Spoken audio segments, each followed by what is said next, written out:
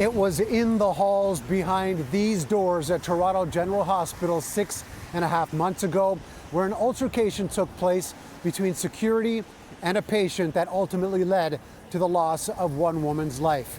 It's an incident made even more shocking with details from a recent coroner's report looking into what happened. One of the security guards aggressively and violently grabs my sister and crushes her face first into a concrete wall. The glaring video of Stephanie Warner being taken down by security at Toronto General Hospital isn't public, but her sister Denise has watched and is horrified. How did that feel? I don't know if I've ever experienced gut-wrenching horror in my life. I didn't understand what those words meant until I saw that video. Stephanie was in the hospital lobby after arriving in the emergency department with shortness of breath last May. When she was approached by the security team, a verbal exchange was followed by a physical altercation. Then, while it was happening, the video camera had been purposely turned away, according to the coroner's report released earlier this month. 2.5 minutes pass before the camera turns back. The next vision is her being dragged, handcuffed, limp, unconscious, more than likely dying at that point. The report also says that Stephanie is dead weight when put on a wheelchair. She's taken to another spot, given CPR, and resuscitated after 10 minutes. She was then intubated, sent to ICU, and died as a result of a brain injury due to a lack of oxygen, less than 3 weeks later. This is my sister, and it was catastrophic.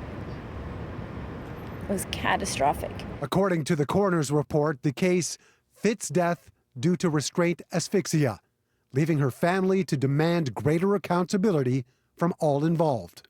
We have some really big systemic issues happening. There's some serious prejudice happening here. Coming up in the program, we tell you more about Stephanie and her pre-existing health condition. We'll hear from the University Health Network about the actions that have been taken and more questions that still need to be answered. Earlier in the program, we introduced you to Stephanie Warner. She died in May after an altercation with security guards here at Toronto General Hospital, leaving many questions. Since then, her family has been looking for answers and greater accountability from those involved in the incident. She was someone who didn't follow I guess we'll call it a typical path. She marched to the beat of her own drum. Stephanie Warner had already been to Toronto General twice before in the weeks leading up to the violent altercation with security in May. The 43-year-old had mental health and substance abuse issues and a pre-existing respiratory problem. You can clearly see she was in a struggle for her air, and very quickly she is approached by a security person who immediately is very obviously angry with her, is demonstrative, is within her personal space. She's taken down under the guise of a security camera that had been purposely turned away for more than 2 minutes before collapsing. Stephanie would die from a brain injury because of a lack of oxygen. So I'm not sure what they were doing. I can only surmise that this was an effort to be somehow covert about the attack.